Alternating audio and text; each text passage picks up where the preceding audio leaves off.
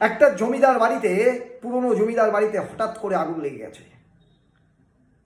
ওখানে বানর এবং টুনটুনি বাস করত। পুরনো বাড়ি, কেউ বাস করতো না, বানর এবং টুনটুনি বাস করতো। কিন্তু আগুন যখন লেগে গেছে, গ্রামের আশেপাশের লোকজন ওই আগুন নেভানোর জন্য কিন্তু তারা চলে এসেছে রাত্রিবেলায়।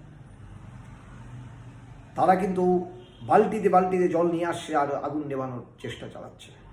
ওই সময় বানর দেখছে আর টুনটুনি কি করছে, ঠোঁটে করে অল্প, তার ঠোঁটে যত পরিমাণ জল আটে সেই পরিমাণে ঠোঁটে করে জল নিয়ে আসছে আর আগুনের উপর দিচ্ছে আগুন নেভানোর জন্য। তখন বানর বলছে যে তুমি কি ভাবছো তোমার এই ঠোঁটের জলে এই আগুন নিভে যাবে?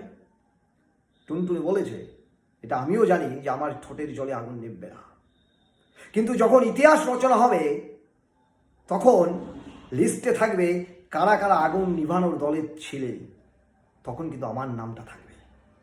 তাই আমিও আপনাদের সামনে সেই টুনটুনি পাখির মতো হয়ে আপনাদের সামনে এই ভিডিওর মাধ্যমে এসেছি।